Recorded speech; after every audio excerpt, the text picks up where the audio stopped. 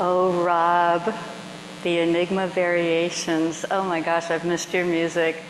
Hello, good morning, everyone. Just take a moment to look at how glorious it is this morning. Can you hear the rain?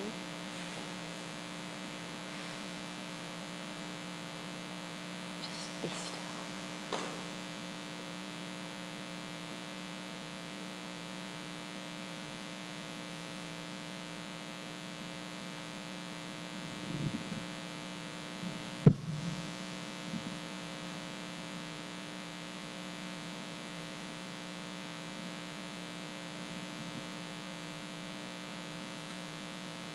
Welcome, welcome, peace.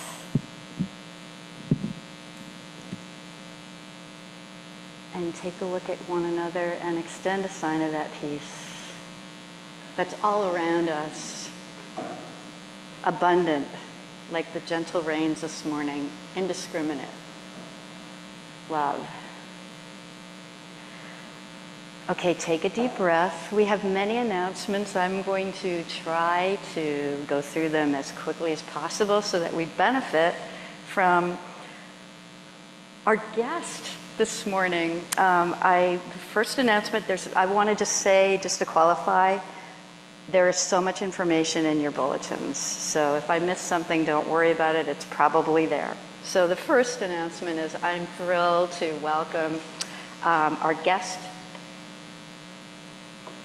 theologian this morning, Dr. Isa Gucciardi. She's with us today. She is the founding director of Sacred Streams in Berkeley.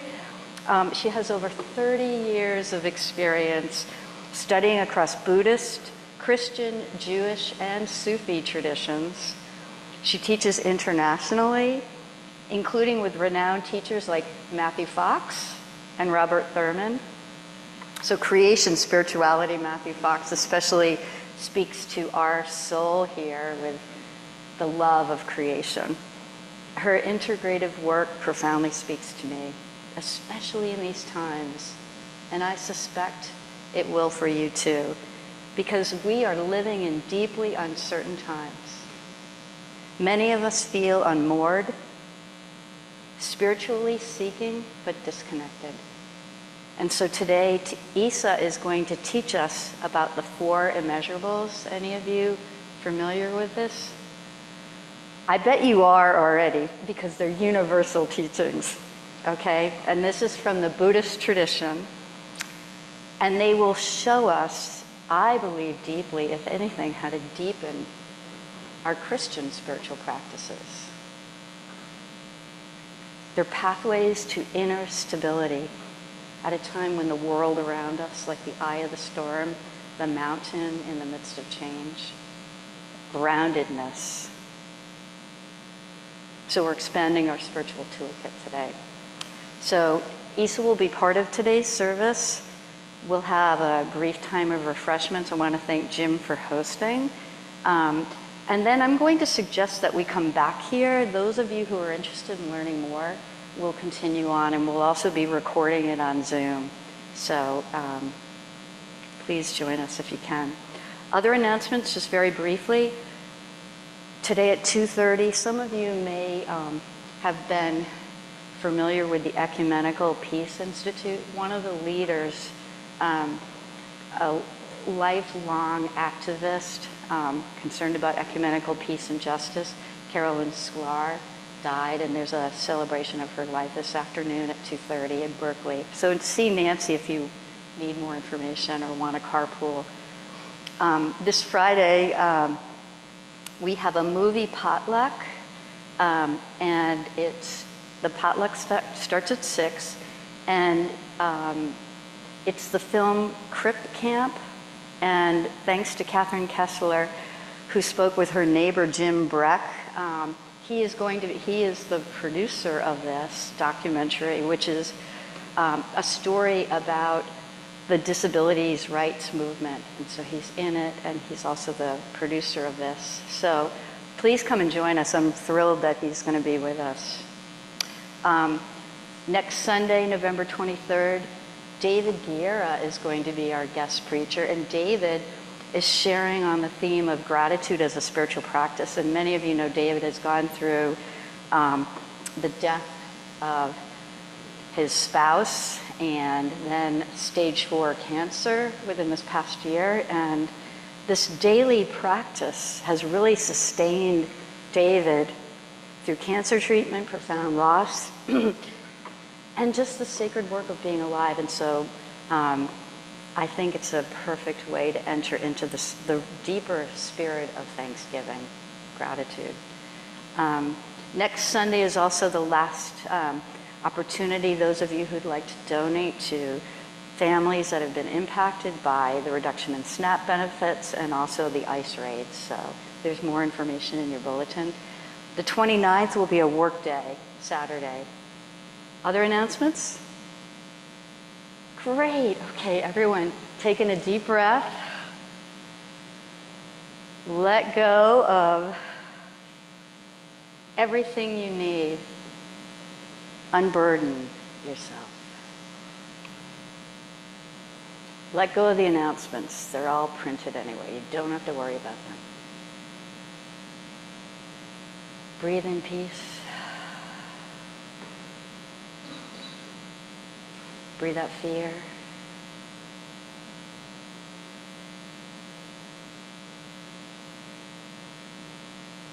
Breathe in love.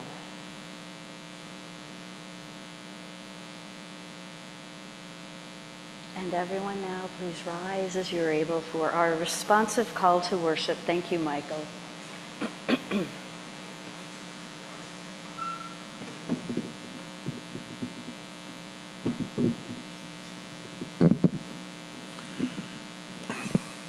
Good morning.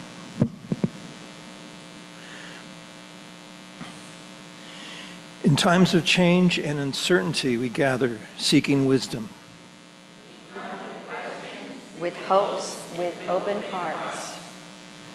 The seasons teach us that change is the nature of life itself.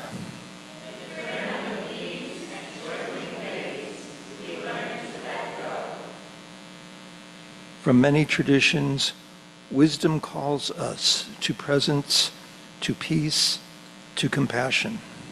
We gather to learn, to grow, to find stability in love. Let us worship the source of all wisdom, the ground of all being. Opening hymn, O God of love, O God of peace.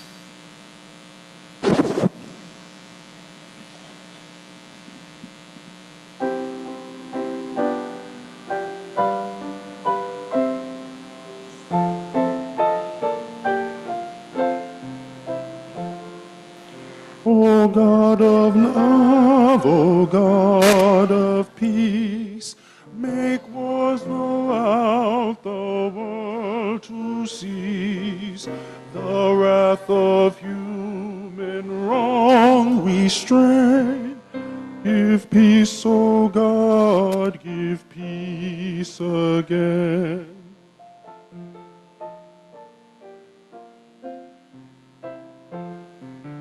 Remember, God, your works of old, the wonders that our people told.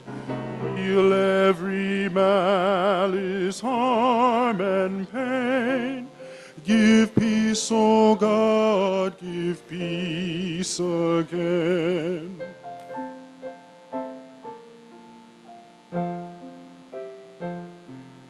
Whom shall we trust, O God, but you?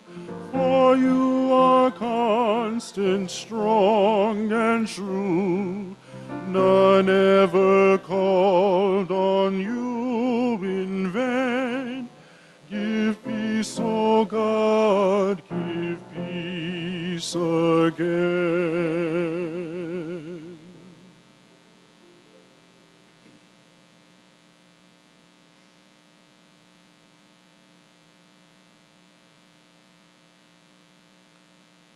Join me in the unison prayer of invocation.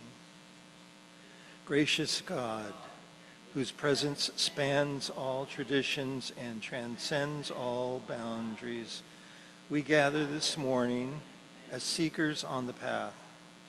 Open our hearts to wisdom wherever it may be found. Help us to listen deeply, to learn humbly, and to discover the threads that weave through an authentic spiritual practice. May we find in this time together not division, but unity, not confusion, but clarity, not anxiety, but peace.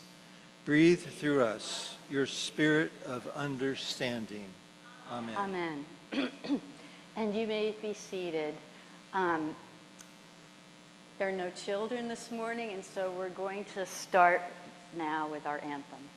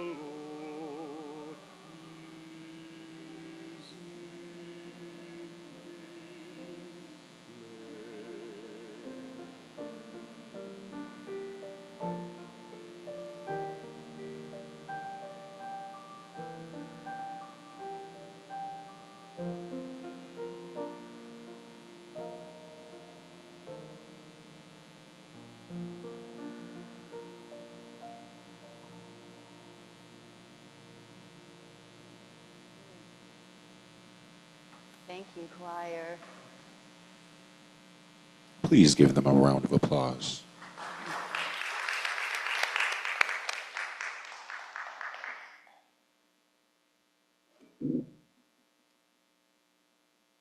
So we have several scripture readings from the Bible, and they were chosen specifically to lift up this collective wisdom of the four measurables. So the first reading is from the Gospel according to Matthew, chapter 11, verses 28 through 30, which is really Jesus' invitation to us to rest, which speaks to the heart of contemplative practices. So hear these words. Come to me, all you who are weary and burdened, and I will give you rest. Take my yoke upon you and learn from me, for I am gentle and humble of heart, and you will find rest for your souls. for my yoke is easy, and my burden light. And the second reading comes from the Hebrew Scriptures from the Psalms, and it's Psalm 46, which points us towards stillness as a foundation for our faith. And I've adapted it to speak more closely to some of the Buddhist teachings. And so please join me in this responsive reading. God is our refuge and strength, an ever-present help in trouble. Mountain, unmoved by wind, we can find stability within. Therefore, we will not fear, though the earth give way and the mountains fall into the sea. Of change, consciousness itself remains constant. The waters roar and foam, though mountains quake with their surging.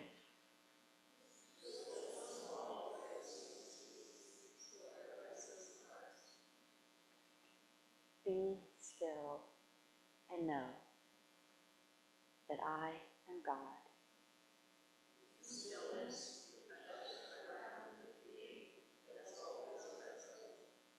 From this place of peace, we offer loving kindness to all beings. And now please join me in welcoming the special teaching from Dr. Isa Gusciardi.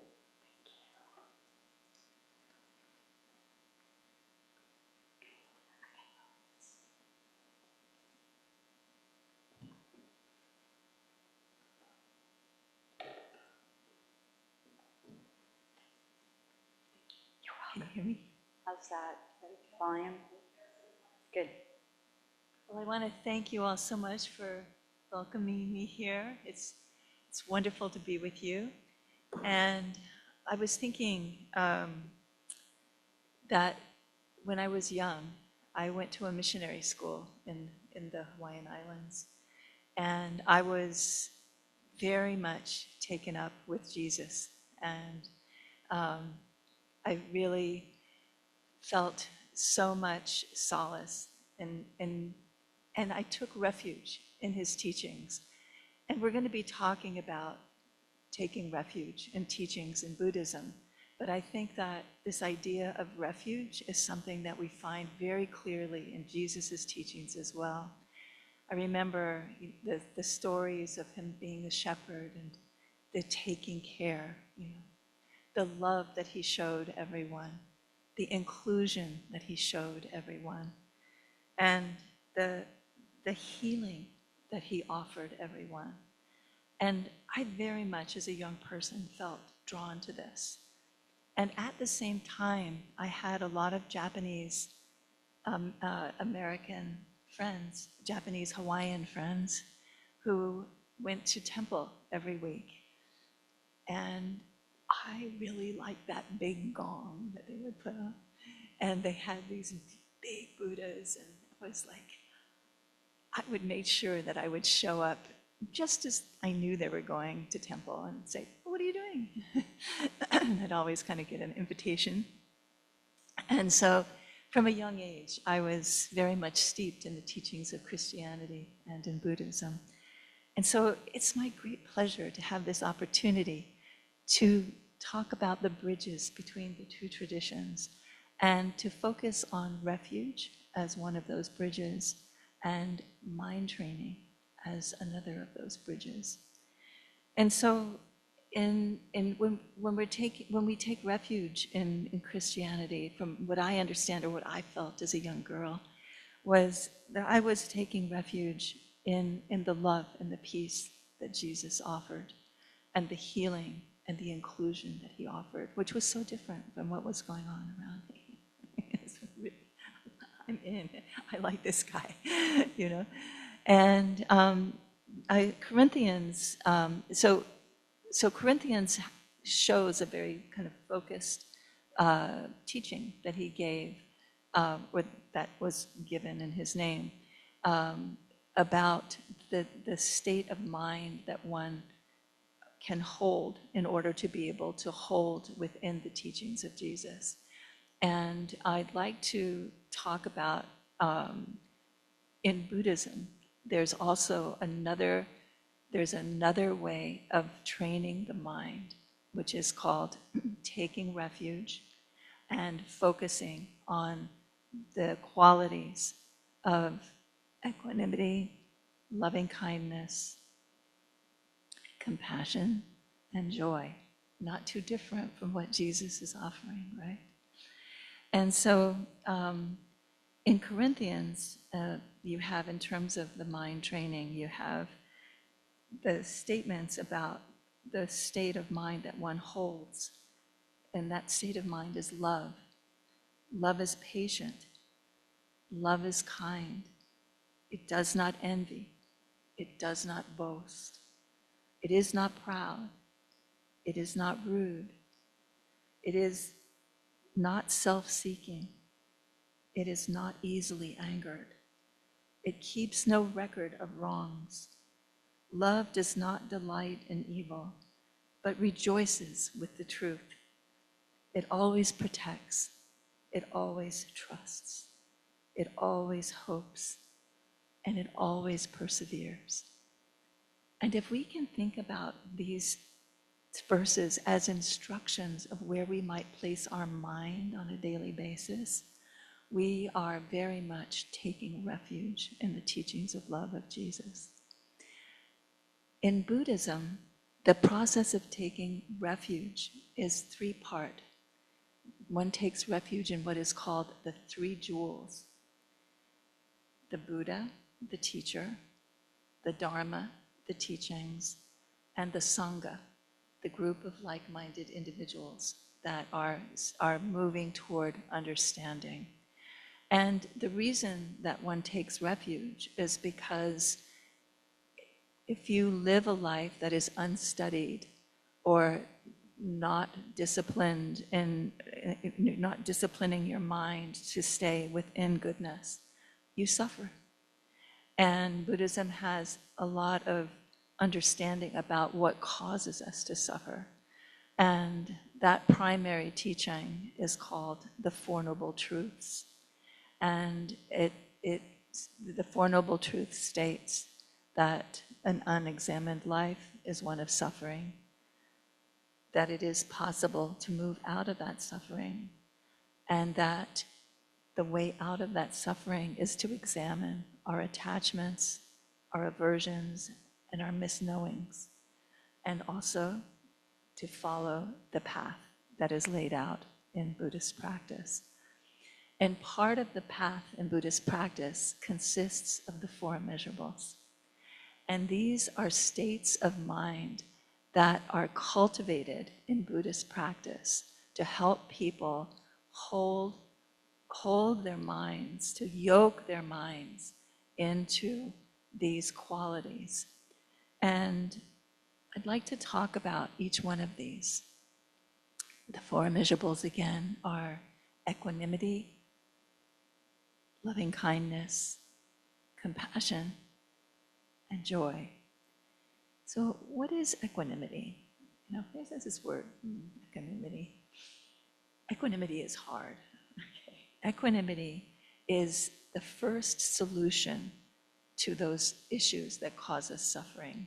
Attachment, wanting things too much; aversion, moving away from things; and misunderstandings about the nature of reality as a result of our attachments and our aversions, right?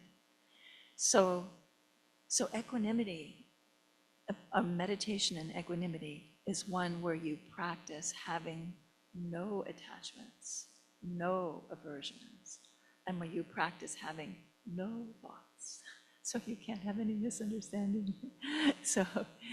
And this is something, equanimity, that we're going to be looking at after the service.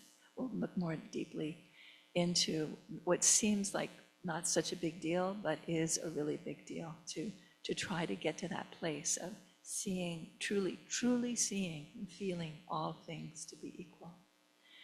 And then the second immeasurable is loving kindness. And this is where you see the teachings of Jesus really shining through. This loving kindness where you have a desire, a deep desire for the happiness of another being. And you also have a deep desire for your own happiness. And there are practices that you can cultivate to develop loving kindness, and we're going to do one at the end of my talk. And then we have compassion. And compassion, it takes loving kindness a little bit further, and it is a focused intention that you be relieved of suffering, and that you have a way, that you find a way out of that suffering. And there's a compassionate holding, a holding of another person's experience in a way that is unfailingly filled with loving kindness, with hope, with patience, and wisdom. And you strive, as a Buddhist practitioner, you strive to develop that wisdom about how you can help, through your compassion, another person. And then the last of the four immeasurables that we're speaking about today is called joy, in particular, empathetic joy. And empathetic joy is that joy where you rejoice in another person's good fortune. It's an antidote to envy. It's an antidote to covetousness. It's a wonderful way to be with another person, that you can be happy for their happiness, happy for their success, joyful in the world, and wishing that joy for everyone. So we have, again, equanimity, compassion, equanimity, loving kindness, compassion, and joy. And I'd like to offer you something from Ken MacLeod, who is an amazing Buddhist teacher. He has a chain of the four immeasurables, which is something important to cogitate upon. He says, equanimity serves as a basis for loving kindness, because equanimity removes prejudice. Loving kindness serves as a basis for compassion, because loving kindness counteracts shutting down.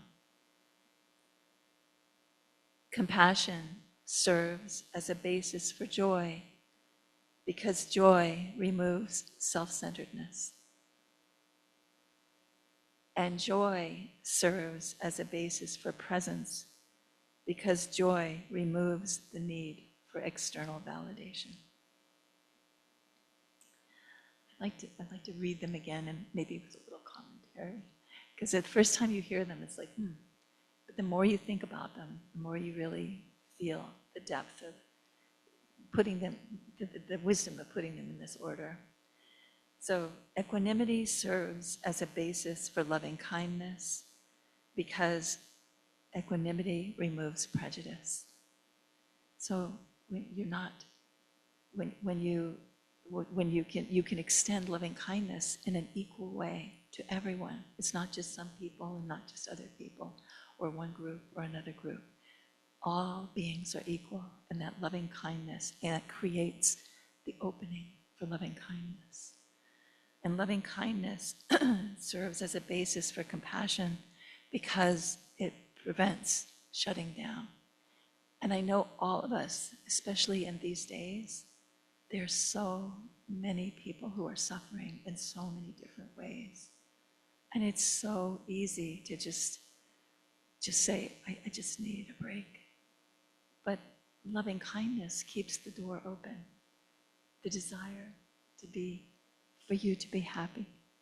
It keeps the door open and allows for that depth of focus, of compassion, that you be free of your suffering, that that I'm here holding experience for you. And may that help you in your suffering.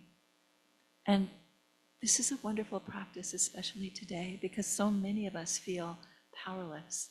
We hear what's happening in Gaza, we hear what's happening in Ukraine, we hear what's happening in Sudan, we hear what's happening with the people who are losing their food stamps, we hear what's happening with the people that are going to lose their health care, and we can hold compassion for all of them when we have the strength of the practice of equanimity, seeing everyone as equal, the practice of general loving kindness, and then this compassion flows naturally. And one thing that I say in my teachings at the Sacred Stream is there's a really big difference between dying with no one having compassion for you dying, and dying having someone have compassion for you. And you don't have to be right next to them. With all of the people that are suffering and dying, if you can hold them with compassion and dedicate your effort to whomever needs it, they have the ability, through the power of your prayer, to receive that compassion. And it's something that enlivens your practice and gives you energy to move forward with your practice. And then compassion serves as a basis for joy, because compassion removes self-centeredness. When you're focused on the joy of others, you're all, like, is my hair okay? You're not really thinking about that, right? It's like, it's like, hey, we're here and we are rejoicing in all of the things that make you happy and nourish you and serve you. And your happiness increases my happiness, right? So these are the four immeasurables. We have on our website at sacredstream.org, we have extended meditations on the four immeasurables that you can download and practice. We're going to do one of the practices now, and then after the rest of the service, we'll do the practice on equanimity. But I'd like to offer you this practice, which is a form of Buddhist meditation. You might have heard of the word mantra. And a mantra is a packet of words that holds a particular energy, just like a prayer. And so it's the energy that this mantra holds, and that you repeat again and again. One of the aspects of mantra practice is that you repeat it again and again. So the energy that this mantra holds is the energy of loving kindness. So I'll say it, and as soon as you catch on, you can start saying it, okay? And we'll say it together for a while. May I be filled with loving kindness. May I be peaceful and at ease. May I be happy. May you be filled with loving kindness. May you be well. May you be peaceful and at ease. May you be happy. May I be filled with loving kindness. May I be well. May I be peaceful and at ease. May I be happy. May you be filled with loving kindness. May you be well. May you be peaceful and at ease. May you be happy. May I be filled with loving kindness. May I be well. May I be peaceful and at ease. May I be happy. May you be filled with loving kindness. May you be well. May you be peaceful and at ease. May you be happy. May I be filled with loving kindness. May I be well. May I be peaceful and at ease. May I be happy. May you be filled with loving kindness. May you be well. May you be peaceful and at ease. May you be happy. May I be filled with loving kindness. May I be well. May I be peaceful and at ease. May I be happy. May you be filled with loving kindness. May you be well. May you be peaceful and at ease. May you be happy. Thank you.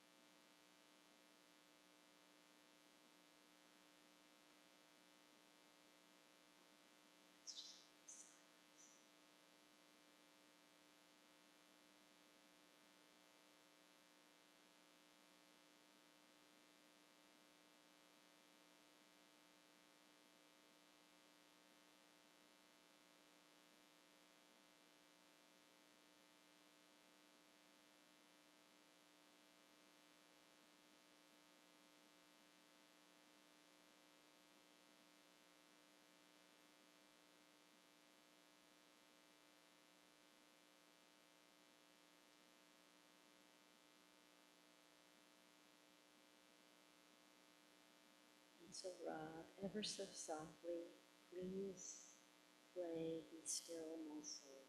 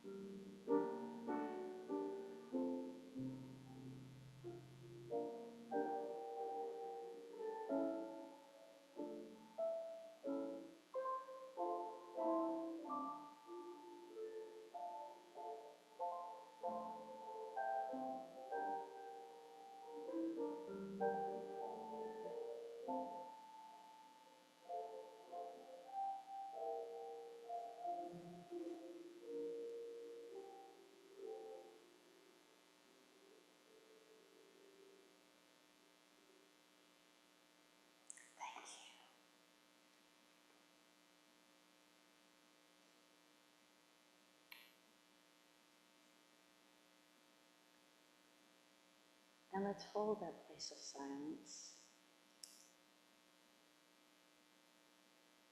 and listen to our soul, to that small, still voice within.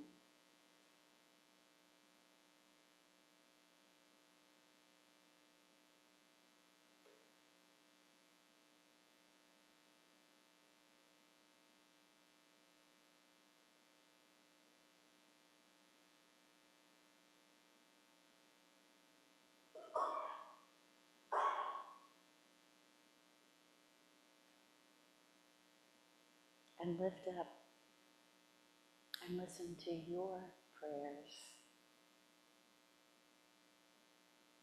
your compassion, your loving kindness, your joy, your equanimity.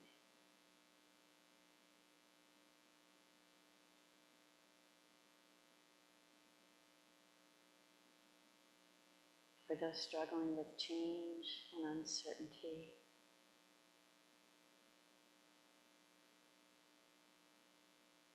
for our collective wisdom to respond rather than to react to difficulty.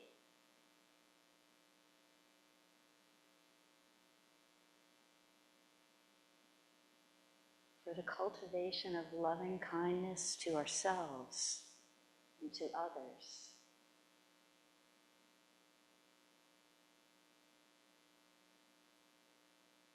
For empathic joy in the happiness of others.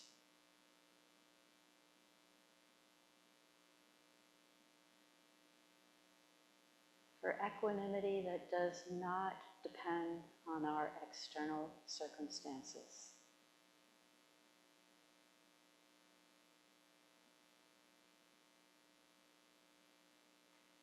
For the courage to meet whatever arises with an open heart.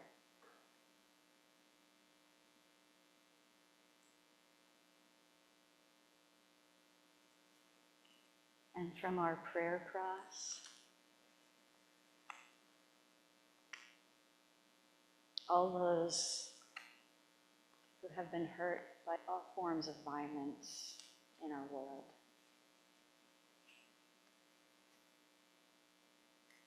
Continued prayers for all those who are sick. Support Philippia in particular, as well as David, who'll be with us next week.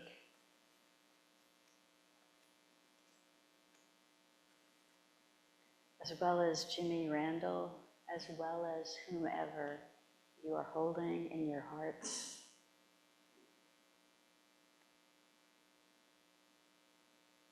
And those you can imagine.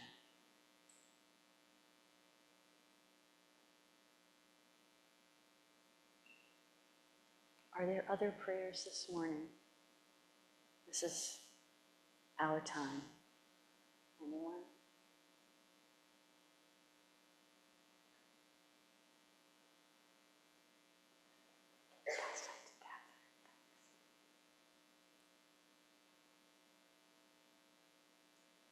A prayer for our son Joel, who is engaged to be married. Ooh! Good news. And I'm hoping for the loving kindness, compassion, and joy in the relationship. Equanimity. That's wonderful. Thank you. Thank you. I just wanted to give a gratitude for seeing Georgia and Paul here, and for Gary for visiting today.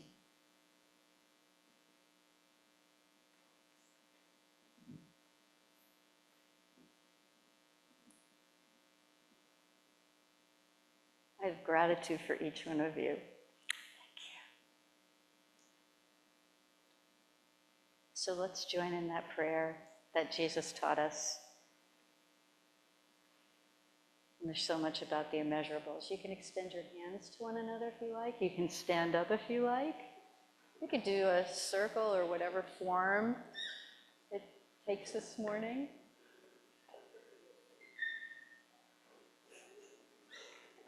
And we're including those on Zoom in our circle virtually. Our Creator, Mother, Father, God in heaven, hallowed be thy name. Thy kingdom come, thy will be done on earth as it is in heaven. Give us this day our daily bread. Forgive us our debts as we forgive our debtors. Lead us not into temptation, but deliver us from evil. For thine is the kingdom, the power, and the glory, now and forever. Amen. Peace.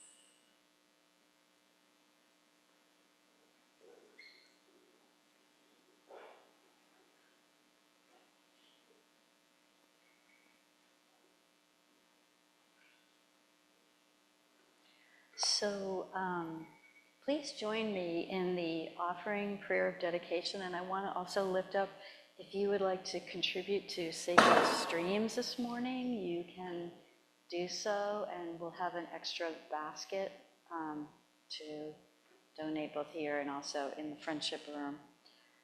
Please join me in this prayer of dedication. From grateful hearts, we offer gifts.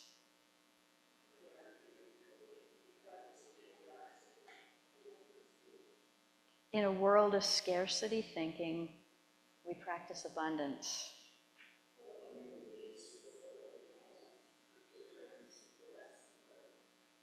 And we'll join in the offertory now. God who's giving knows no ending, in the Black New Century hymnal number 565.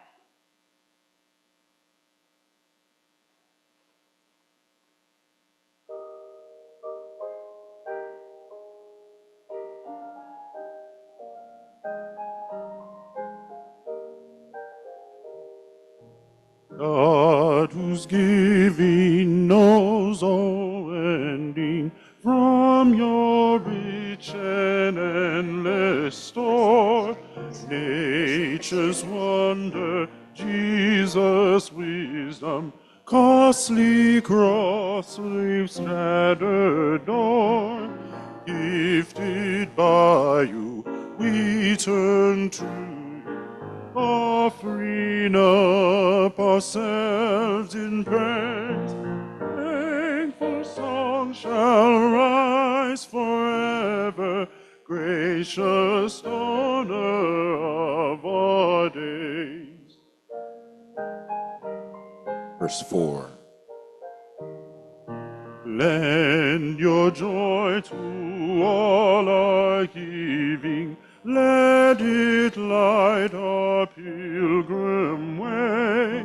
From the nights of anxious keeping, loose us into generous day. And when years on earth are over, and we've lived our human span, God fulfill beyond our dreaming all our stewardship began.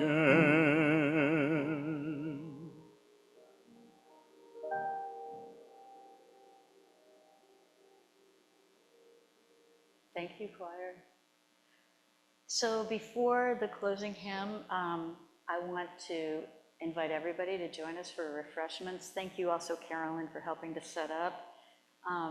And then 15 or 20 minutes or so from now, those of you who'd like to come back and learn more from Isa, please join me in doing so. And we'll also have this recorded so that we can continue to learn if you're not able to stay with us. We'll learn more about the 4 immeasurables, especially equanimity.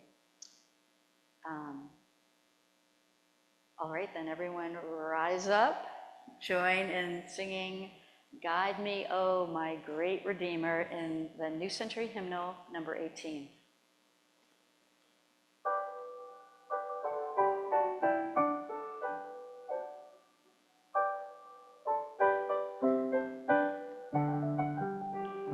Guide me, O my great Redeemer, pilgrim through this barren land. I am weak, but you are mighty.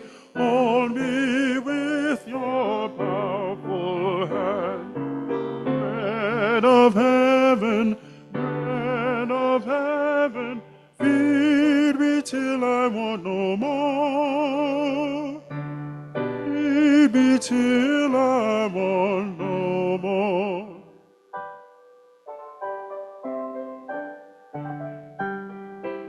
Open now the crystal fountain where the healing waters flow.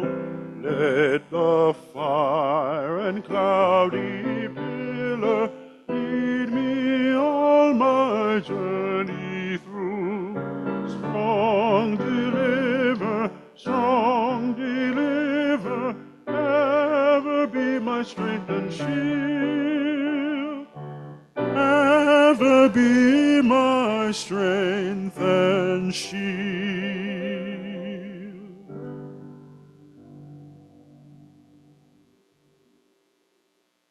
Hear these words of blessing, and I hope you come back. May you go forth with the four immeasurables as your companions.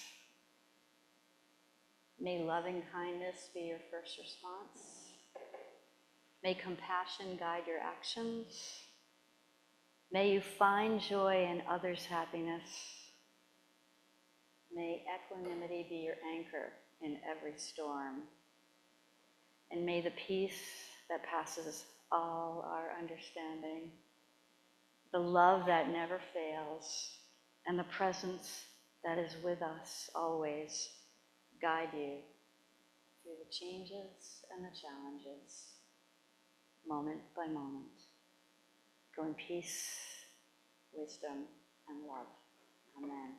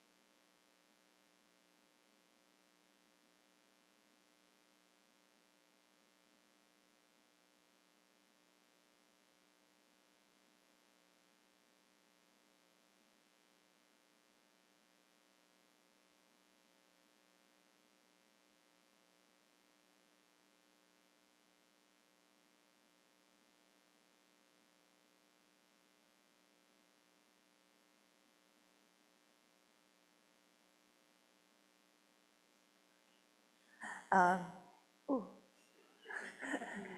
We need to, okay, okay. So, yelling, okay, got it.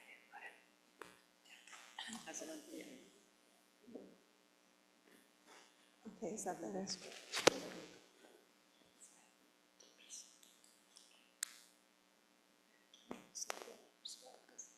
A lot of experience with a scarf, Laurie.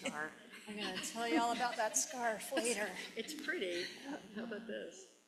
Great, that's better. Good.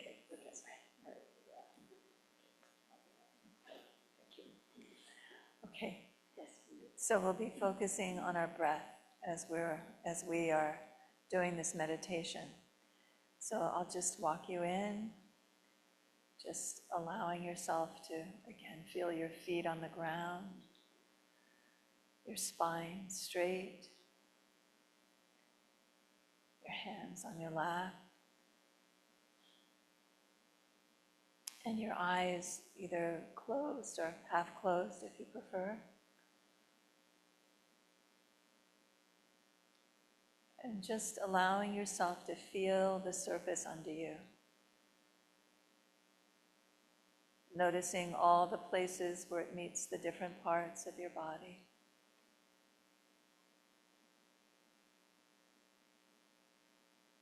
And as you do, just beginning to notice where your breath is.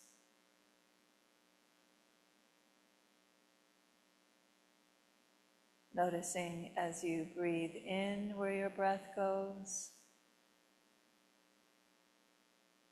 and noticing as you breathe out where your breath goes.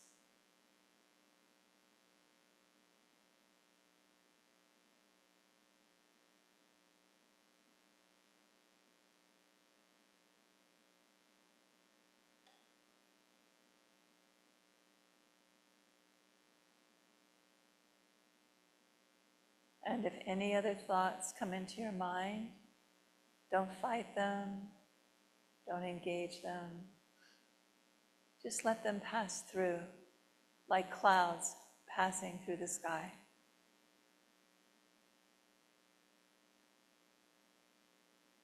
And then come back to your breath.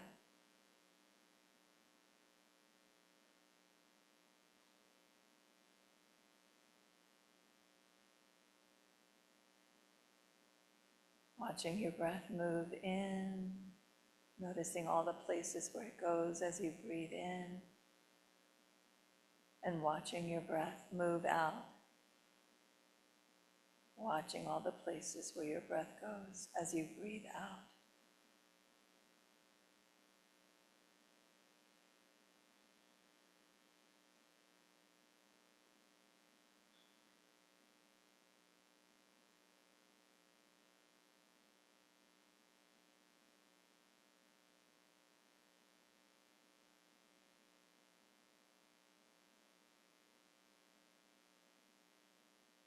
Remembering the past is gone forever, and the future is not yet here.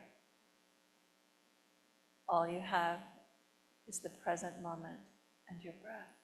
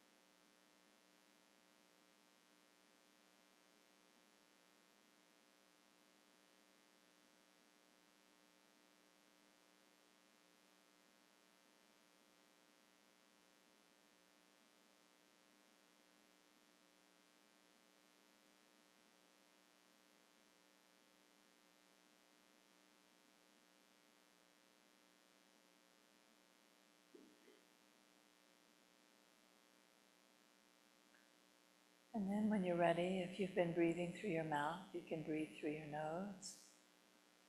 If you've been breathing through your nose, you can breathe through your mouth.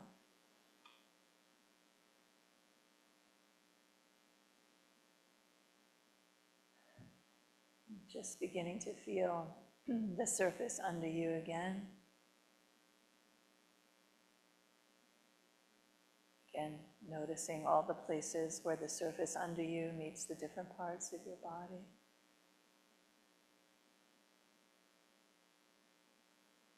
And as you breathe out, just following your breath out into the room, just taking all the time that you need to come back into the room.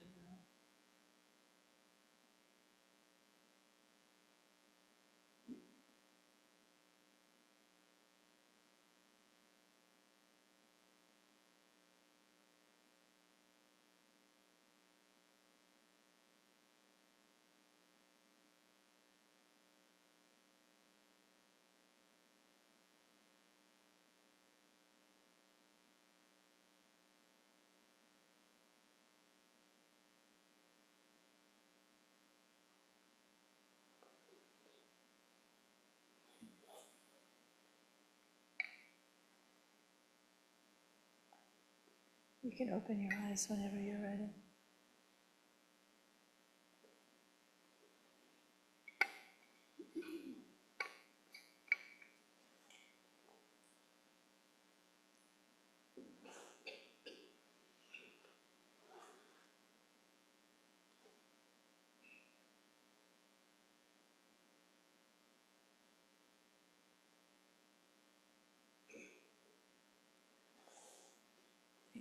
Anyone have any thoughts about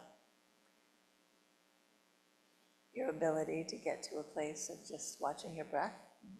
Were we able to get there, to just watch your breath a little bit? Any thoughts about it? Years ago, in the 80s, I actually participated in a meditation experiment conducted by a graduate student. Bringing blood pressure down.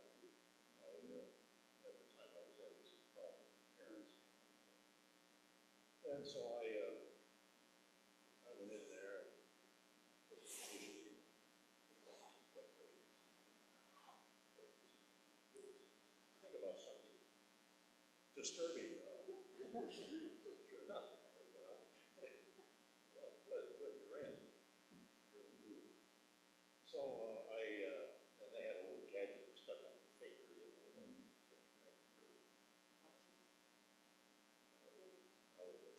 Oxygen? Well, one of the electrodes. And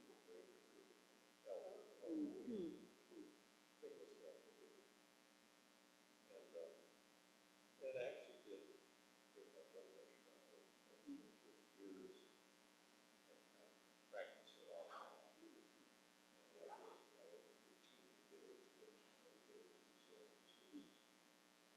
And what I usually do, I think it's kind of stay all the time, because everything else is good. So I usually do this, do this, do this.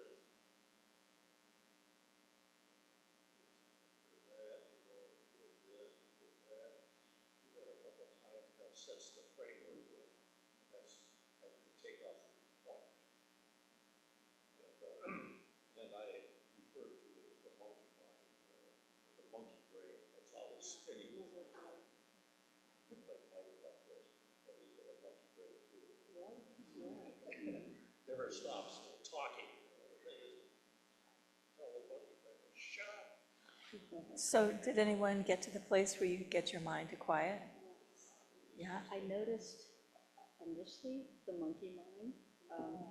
The thought was, is the camera pointing? Is she further back from where it was? Will we have her face over here? It's like, let it go. It's like, I'm aware of that thought, like the passing thoughts, let it go. And I did. So you're able to stay steady with your breath? Yeah, it was like, oh, it was me witnessing, there's that mind, and where it comes from is fear, oh, I didn't do it right, we didn't study, I should have tested beforehand. I mean, it's amazing, that mind, and just to say thank you, like watching it drop, like I'm looking at water, and I'm watching it drop, and just coming back to peace now. How did you live with here?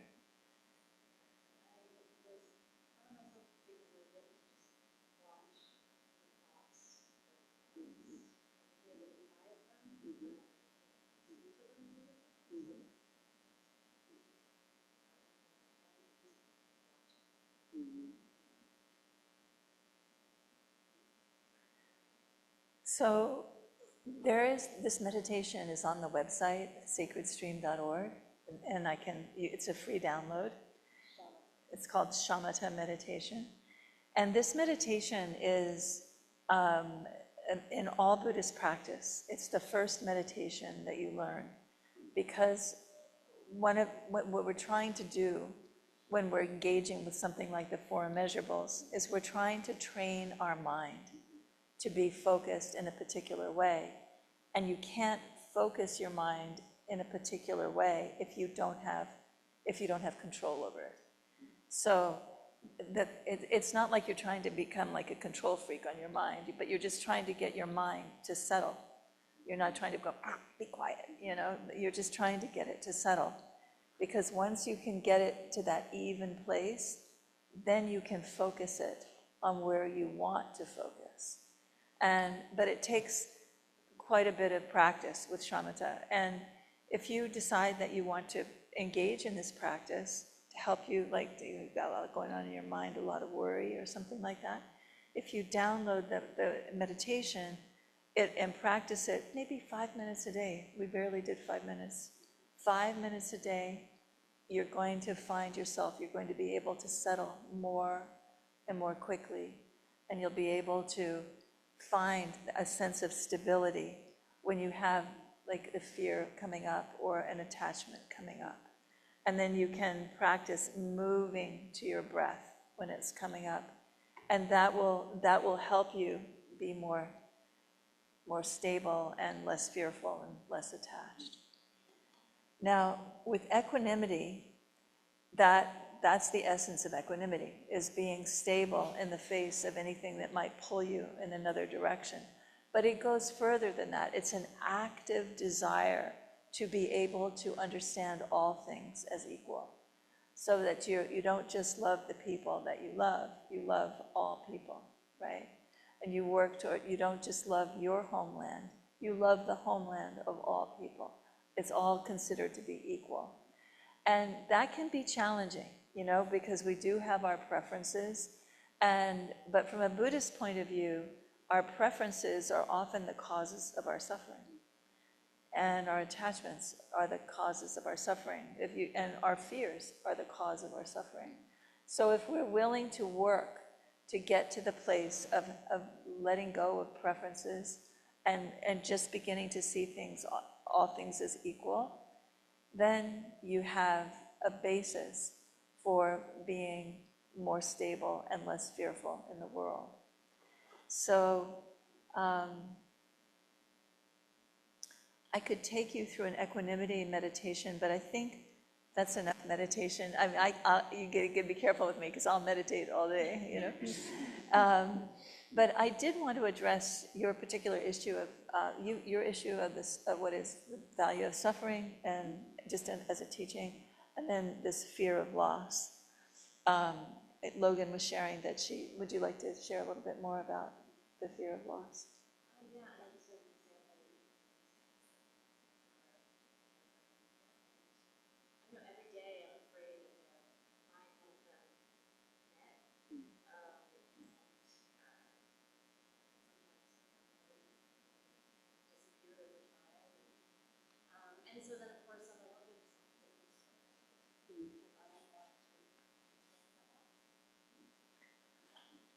So one thing that you can do, like in the face of that loss, remember the four immeasurables that we went through: loving equanimity. We're talking about loving kindness, compassion, and joy.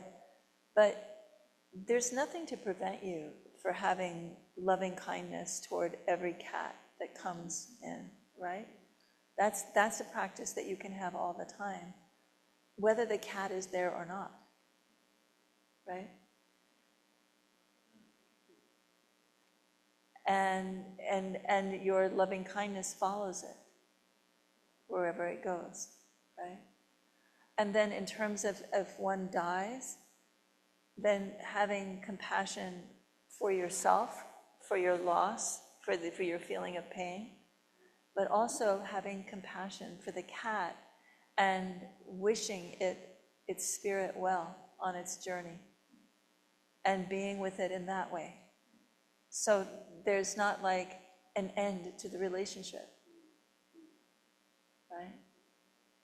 So would that help you? That's great. And then in terms of suffering, what is the value of suffering? I actually think the value of suffering is that it helps you wake up. It makes you want to change. A lot of times, like I developed a spiritual counseling practice called depth hypnosis. It's a model for helping people when they're depressed or addicted or in anxiety, and or having an eating disorder, or many kinds of problems. And the thing that I see is that people come for help when they're suffering. They don't change. They want to change. They're willing to change when they're suffering. And so I mean, of course, you don't want to court suffering, but if you are suffering, usually it just means that there's something that needs to change.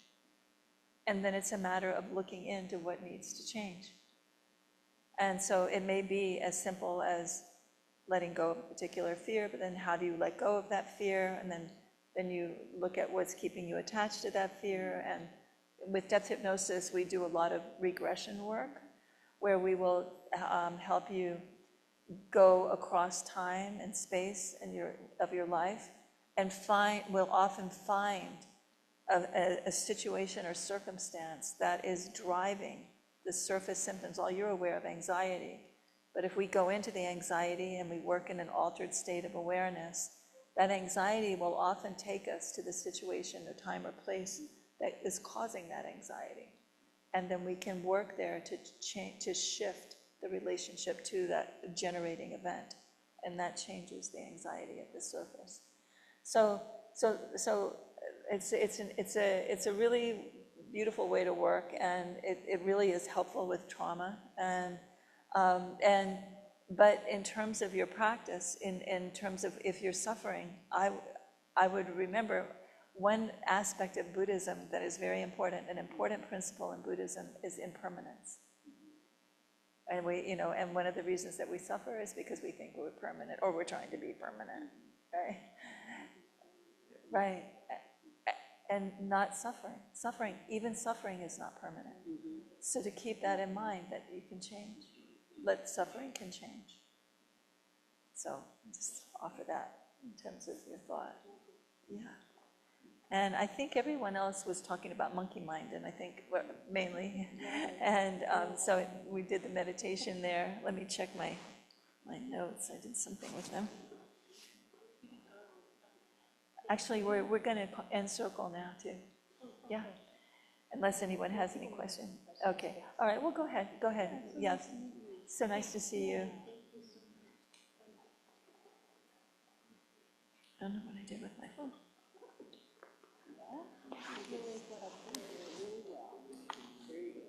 No.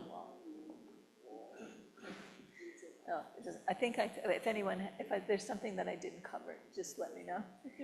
But does anyone have any questions about what we've been doing? Mm-hmm.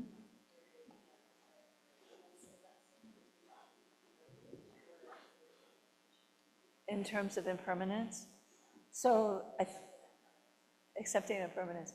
So the thing that you're dealing with in terms of accepting impermanence is not wanting to accept it, right? Is that?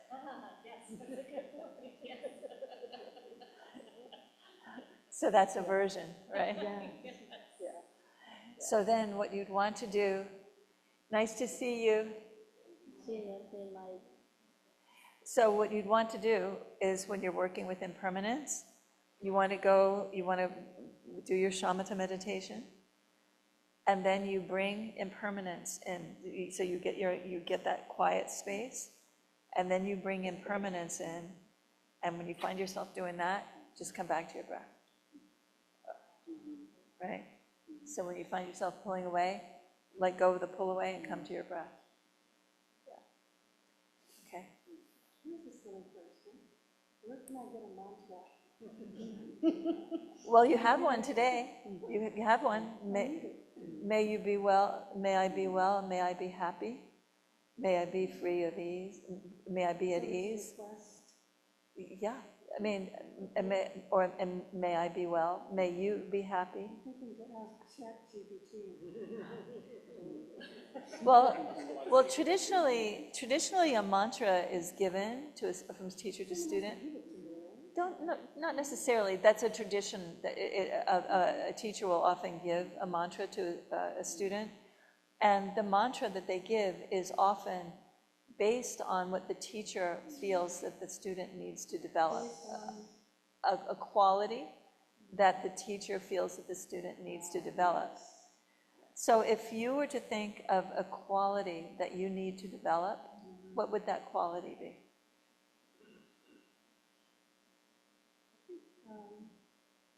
Forgetting. I have a tremendous memory. It's kind of unfortunate that I remember even all the terrible things that happened to me. You know, I mean, I try to focus on the good things, but not forget all the bad things. I remember everything. So coming to peace. Painful. It's very painful. So then, would you want to be able to come to peace with the bad things that have happened? I want to be able to accept. I can't change anything that happened, but I just find I stir myself up with all of these sad old thoughts. Well, one thing, I mean, and just in terms outside of Buddhist practice, but just in terms of something like depth hypnosis, there's a way to go into those events and with the help of someone else and shift your relationship to them with regression work, working in an altered state of awareness. And that's something that you could definitely do. But on the mantra level, it seems like what you might want to do is, may I be free of these difficult thoughts. May I be free of these difficult thoughts. So you could just say that, so that when you start, like, one of the things that happens is we tend to default to a certain way of being or a certain way of thinking. It's a habitual way of thinking, and you have a habitual way of thinking where you're always remembering these bad thoughts and feeling.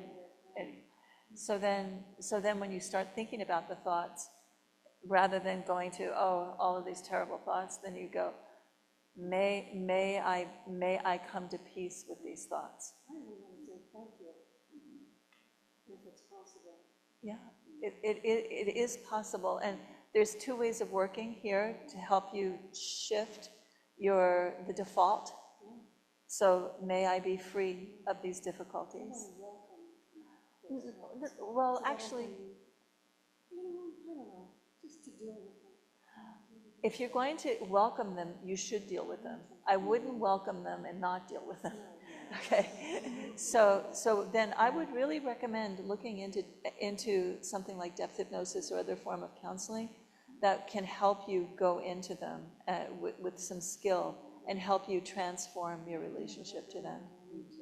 Yeah, I mean, if you look at the website sacredstream.org, there's lots of information, lots of articles about that, and lots of YouTube videos. We train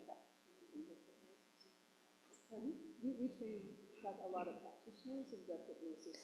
We can refer someone for you if you're interested. Can I ask you one thing about a mantra? Lisa and I lived with 8 Tibetan monks for a year.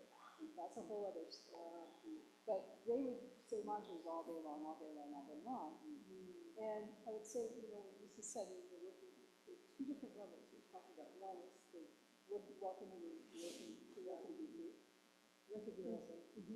And that takes, that's the work. But of course, when you're like trying to, like, I don't know, go out to dinner with your friends, or you're doing some work, or you're trying to focus on something you're trying to get done, that's maybe not the time to do. And so in the mantra, what it helps you do is just focus your mind. It's another way to, like, not let intrusive thoughts. So when you're repeating the mantra, may I be free of these difficult thoughts, may I be free of these difficult thoughts, may I be free of these difficult thoughts. And the monks are cooking, cleaning, there's no thoughts, and it keeps them very, very present. So that can be very helpful, I think, with monkey mind generally. But again, you're not saying, may I be free of difficult thoughts, so that they're just magically disappear. That's not. But it's a tool for focusing, and then when the time to work on it. And it gives you energy.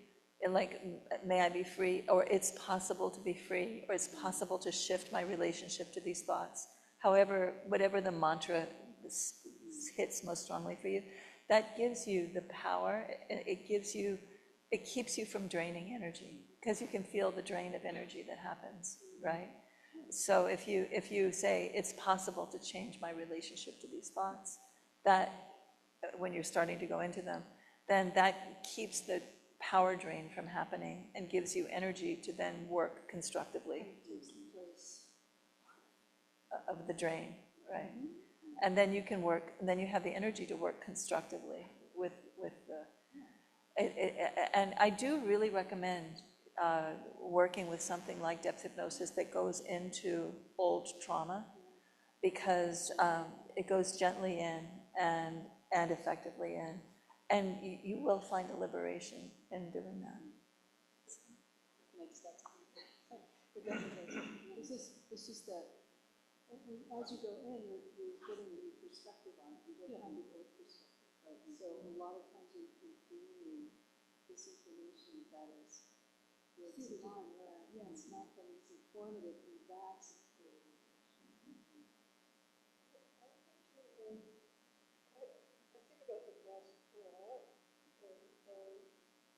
sometimes I feel like I can remember growing up as a childhood, and I remember how I reacted to how I was being treated, and but I find it helpful for me is to learn from that and realize there's this better way that I can do it differently, and apply that to what I'm doing. I find that really helpful.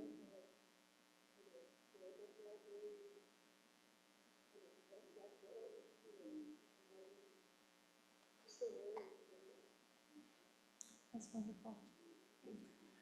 I was also thinking about trauma.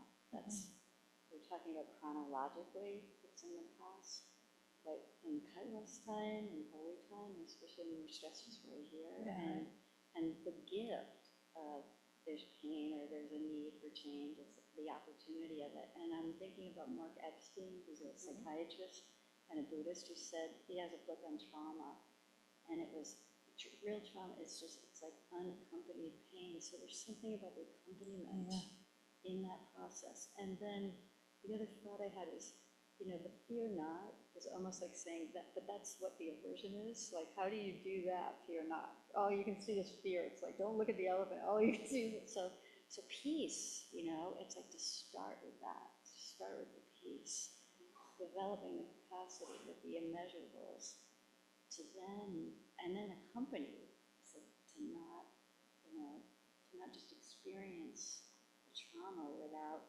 capacity, without support. That's great.